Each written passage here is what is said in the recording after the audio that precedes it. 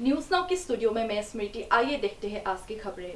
जोरहाट के निमाती घाट पहुंचे असम सरकार के जल संसाधन सूचना और जनसंपर्क मंत्री पीयूष हजारिका। देखिए न्यूज नाउ की एक रिपोर्ट। 20 फरवरी को निमाती घाट पहुंचे असम सरकार के जल संसाधन सूचना और जनसंपर्क मंत्री पीयूष हजारिका और आते ही निमाती घाट के मथारी में चल रहे कार्य का जायजा लिया। मंत्री ने आगंतुक बाढ़ से संभावित कटाव को रोकने के लिए किए जाने वाले उपायों के बारे में विभागीय अधिकारियों के साथ बातचीत की। ब्रह्मपुत्र के कटाव को रोकने के लिए निमाती घाट में फिलहाल जियोबैग, पाकुपाइन और बुलहेड का काम चल रहा है। मंत्री ने कहा कि पाकुपाइन का उपयोग जियोबैग से अधिक किया जाएगा क्योंकि इस संबंध में बाढ़ को रोकने की क्षमता पाकुपाइन में ज्यादा है। साथ ही उन्होंने कहा कि मथारी पहले की तुलना में कम टूटा है और 70% बाढ़ नियंत्रण किया जा सकता है। मंत्री ने कहा कि मथारी में चल रहे काम मानसून से पहले पूरा हो जाएगा और जल संसाधन विभाग आगंतुक बाढ़ नियंत्रण के लिए पूरी तरह से तैयार है। निरीक्षण के दौरान जल संसाधन मंत्री के साथ ऊपरी असम संघमंडल के अनुसंधान कार्यवाही अभियंता बुद्धिनाथ श्याम के साथ ही अन्य विभागीय अधिकारी भी मौजूद थे।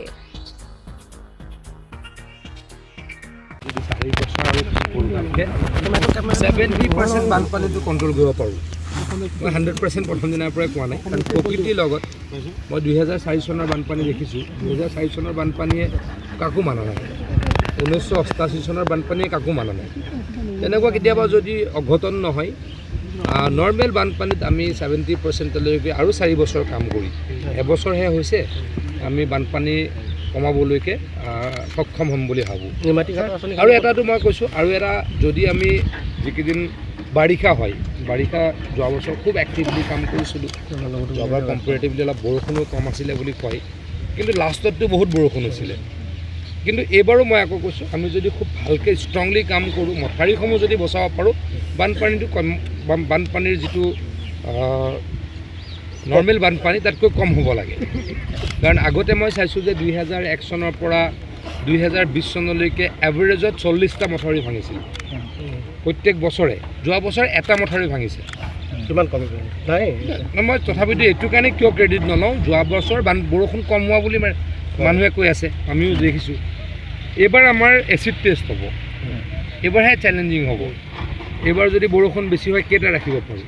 কিন্তু মই ভাবোঁ যে মই এটা যোৱা বছৰৰ মোৰ যিটো এক্সপিৰিয়েঞ্চ, এই 5 মাহ মানে মে'ৰ পৰা ছেপ্টেম্বৰলৈ, ইভেন অক্টোবৰো ক'ব পাৰোঁ, এইকেইদিন যদি খুব ষ্ট্ৰংলি ডিপাৰ্টমেণ্টটো আমি চোৱা চিতা কৰোঁ, মথাউৰি ভাঙাটো কমাব পাৰোঁ। মথাউৰি ভাঙা কমিলে ডেফিনেটলি বানপানী কম হ'ব। নিমাতী ঘাটটো অতি ইম্পৰ্টেণ্ট প্লেচ। নিমাতী ঘাটত কি আঁচনিৰ কাম চলি আছে? 3টা আঁচনিৰ কাম লৈছোঁ ইয়াতে। এটাটো বুলহেডটোৰ ৰিপেয়াৰিঙৰ কাম, আৰু ইয়াত দুটা আঁচনি আছে, জিঅ'বেগ প্ৰটেকশ্যন আৰু পাৰ্কুপাইনৰ স্কিন দিয়া কাম চলি আছে। কামকেইটা ভালদৰে আগবাঢ়ি আছে এই মুহূৰ্তলৈকে, কিন্তু 50% ক'ৰবাত 40% হৈছে। কমপ্লিট হোৱালৈকে আৰু অলপ বাট চাব। নতুন কথা এটা ক'লে যে আপুনি ক'লে যে জিঅ'বেগটো আপুনি কমাই, মই জিঅ'বেগটো কমোৱাৰ এটা ইচ্ছা কৰি আছোঁ। এইবাৰ অলপ কমাইছোঁ, মানে জিঅ'বেগৰ প্ৰটেকশ্যন আগতে কি হয়, এপ্ৰন হয় 30 মিটাৰ্ছ, আমি এইবাৰ 20 মিটাৰ্ছলৈ আনিছোঁ। 20 মিটাৰ্ছৰ সন্মুখৰ বাকী 10 মিটাৰত আমি 3 লাইন, আমি সন্মুখত ৱাল টাইপ পাৰ্কুপাইনৰ স্কিন দিছোঁ, চিল্ড পৰিবৰ কাৰণে। তাৰমানে এইখিনি যে এই জিঅ'বেগত তাৰ সন্মুখত য'ত জিঅ'বেগটো চেছ হ'ব, তাৰ সন্মুখত 3 লাইন পাৰ্কুপাইন থাকিব, যাতে পানীখিনি আহি জিঅ'বেগক খুন্দা মাৰিব নোৱাৰে। গ্ৰেজুৱেলি জিঅ'বেগটো কমাই পাৰ্কুপাইন বেছি কৰাৰ কাৰণে চেষ্টা এটা, বালি পৰি যায়, তাৰ কাৰণে মই নতুন অলপ আইডিয়া লগাই আছোঁ। उत्पल दास की report, news now 24/7 Jorhat. Dibrugarh विश्वविद्यालय में ड्रग्स के खिलाफ एक असाधारण कदम। डिब्रूगढ़ विश्वविद्यालय के अंतर्गत पत्रकारिता एवं जनसंपर्क अध्ययन केंद्र की पहल पर रविवार 20 फरवरी को सुबह 9 बजे चूज टू रिफ्यूज नामक ड्रग्स विरोधी जागरूकता अभियान शुरू किया गया। इस ड्रग्स विरोधी अभियान के आधार पर विश्वविद्यालय के विभिन्न विभागों और केंद्रों के छात्र विश्वविद्यालय के जेसीएन मैदान पर जागरूकता के लिए साइकिल रैली का आयोजन किया जाता है। साइकिल रैली कार्यक्रम में विभिन्न छात्रों ने भाग लिया, जिसका उद्घाटन प्रत्यावर्तन नशा मुक्त केंद्र के अध्यक्ष प्लावना बोरा गोस्वामी ने किया। डिब्रूगढ़ विश्वविद्यालय के 50 से अधिक छात्रों ने ड्रग्स विरोधी साइकिल रैली में भाग लिया और ड्रग्स के विरोध में नारे लगाते हुए कार्यक्रम का सफलतापूर्वक समापन हुआ। केंद्र के छात्रों ने यह भी बताया कि साइकिल रैलियों के साथ शुरू हुई अभियान 3 महीने तक जारी रहेगा। গতিকে এইটো আজি খুব সুন্দৰ এটা নতুনকৈ আপোনালোকে পদক্ষেপ এনেকুৱা হাতত লৈছে আৰু এনেকৈ যদি সকলোখিনি ওলাই আহে তেনেহ'লে মই ভাবোঁ আমি এই ড্ৰাগছটো নিৰ্মূল কৰাৰ কাৰণে আমাৰ অতি সহজ হৈ পৰিব। डिब्रूगढ़ से आइनुल अहमद की रिपोर्ट, न्यूज नाउ 24/7। 16 वर्ष के एक युवा वाहिदुल हक लापता है। देखिए न्यूज नाउ की एक विशेष रिपोर्ट। नौगांव जिले के ढिंग थाना अंतर्गत आहोमगांव पुलिस थाना माजरोमरी के अबुल कासिम का पुत्र वाहिदुल हक 19 फरवरी से लापता है। पता चला है कि वाहिदुल हक नियमित रूप से रोमरी बिल में मछली पकड़ने जाता है और मछली पकड़ने के बाद तुरंत घर चले आते हैं, लेकिन 19 फरवरी को मछली पकड़ने के लिए जाने के बाद घर नहीं लौटे। घर नहीं लौटने पर माता पिता चिंतित होते हैं और सारी रात वाहिदुल की तलाश शुरू कर देता है। अंत में आहोमगांव पुलिस चौकी में एक सूचना दिया गया और पुलिस घटनास्थल पर पहुंचकर जांच जारी रखा है। इसका असली रहस्य पुलिस की सफल कार्रवाई में सामने आएगा और एक तरफ परिवार को शक है कि वाहिदुल हक लापता है। इसलिए अगर किसी को वाहिदुल हक की कोई खबर मिलता है तो 7576004563 या 9954209312 इस नंबर पर रिपोर्ट कर सकते हैं।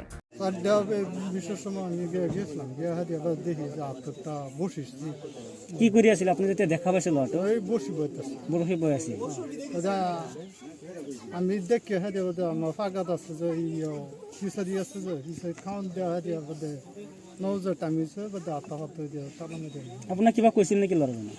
কিবা কৈছিল নেকি আপোনাক যে মই নাযাওঁ বা যাম তেনেকুৱা কিবা কৈছিল? অল্প দুটা আছে, মাতবোল দিয়া নাছিল আপোনাৰ লগত?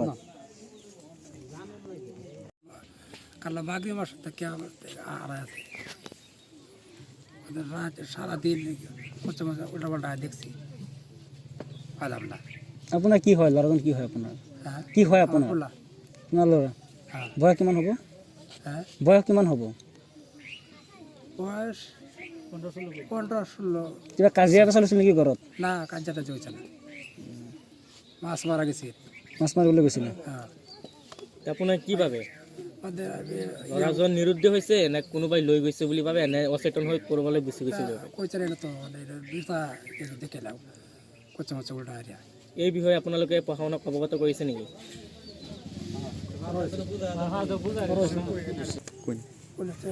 জানাইছি। ढिंग से एहिया अहमद की रिपोर्ट, न्यूज नाउ 24/7। 20 फरवरी रविवार को जोरहाट सेंट्रल क्लब में जोरहाट नगर कवि सम्मेलन की पहल पर कवि नूरुल हुसैन की पुस्तक का उन्मोचन और कविता वाचन समारोह आयोजित किया गया।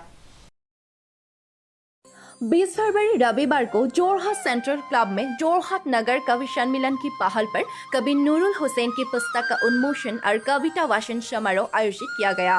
कार्यक्रम में डॉक्टर रातुल बोरा अध्यक्ष के रूप में था और साथ ही जोरहाट जिले के कवि सम्मेलन के पूर्व अध्यक्ष प्रदीप कुमार बरुआ, असम साहित्य सभा केंद्रीय कार्यालय के प्रधान सचिव रमानंद बोरा, जोरहाट जिला साहित्य सभा के पूर्व नेता निरदा गोगोई बोरा, जोरहाट जिले के कवि सम्मेलन की नेता आरिशा बेगम, ग्रंथ प्रणेता कवि धार्मिक कवि मनिरुल हुसैन, जोरहाट जिले के कवि सम्मेलन के पूर्व अध्यक्ष हेमचंद्र गगोई के साथ ही अन्य कई गण्यमान्य लोग और विभिन्न क्षेत्रों के कवियों और कवि नूरुल हुसैन के प्रशंसक भी इस कार्यक्रम में शामिल हुए। आज जोरहाटत नुरुल हुसैन डांगरियार भाव एटाई नाची आछे कलिजात शीर्षक एखन काव्यग्रंथ उन्मोचित होइसे और ये काव्यग्रंथखन आमी अनुभव करो जे बर्तमान समयर जी परिस्थिति ताक तुली धरिब पराকৈ एटा सक्षम काव्य प्रकाश होइसे। तेखेतर कवितात অতীতমুখিতাৰ বিপৰীতে সমসাময়িক বাস্তৱ জগতখনক নিখুঁত ৰূপক তুলি ধৰা হৈছে আৰু এতিয়া অসমীয়া কবিতাৰ এটা যিটো আমি দেখা পাওঁ যে বাস্তৱতাক আঁতৰ কৰি কবিতা লিখিবলৈ লৈছে, কিন্তু নুৰুল হুছেইন ডাঙৰীয়াৰ কবিতাত আমি বাস্তৱটোক বাস্তৱ ৰূপত দেখিবলৈ পাইছোঁ আৰু এই তুলি ধৰাৰ যিটো কৌশল, এই কৌশলটো 70 দশকৰ যি আমি ৰাজপথৰ কবি বা বিপ্লৱৰ কবি এই সকলোতকৈ কিন্তু এটা পৃথক ধৰণেৰে তেখেতেৰে তুলি ধৰিছে আৰু কবিতাবিলাকত খুব ছুটি ছুটি একটা পংক্তি আছে। সেই পংক্তিটোতেই তেখেতে জাপানী হাইকু কবিতাৰ নিচিনাকৈও কিছুমান কবিৰ কথা ক'বলৈ তেখেতে চেষ্টা কৰিছে আৰু এইখিনি ক'বলৈ যাওঁতে আমাৰ অসমীয়া ভাষাটোৰ যি কালিকা সেই কালিকাটো ধৰি ৰাখিবলৈ তেখেতে সফল হৈছে বুলি অনুভৱ কৰিছোঁ আৰু পোনপটীয়াকৈ তেখেতক এজন সফল কবি বুলি আমি ক'ব বিচাৰিছোঁ যদিও তেখেতৰ এতিয়া বয়স 70ৰ ঊৰ্ধ্বত হৈছে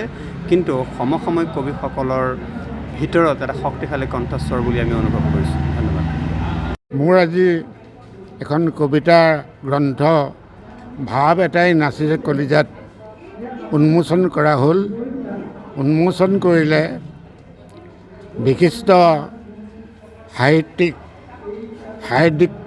পেঞ্চনপ্ৰাপ্ত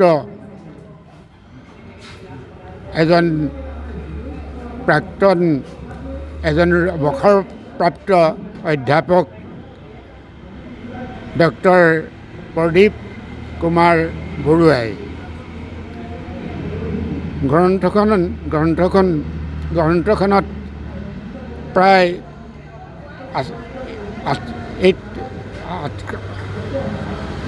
88 আৰু সিমান সংখ্যক স্তৱক আছে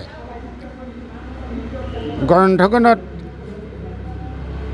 সমসাময়িক পৰিস্থিতি কবিতাবিলাকত সমসাময়িক পৰিস্থিতিৰ বিষয়ে লিখা হৈছে আৰু অতীতৰ যিটো আমাৰ ঐতিহ্য আছিল সেই বিষয়েও দুআষাৰমান কবিতাত ব্যক্ত কৰিছোঁ अनुपम बोरा की रिपोर्ट न्यूज 24/7 जोरहाट। आज के समाचार में बस इतने ही। मैं स्मृति आजब से विदा लेती हूँ। धन्यवाद।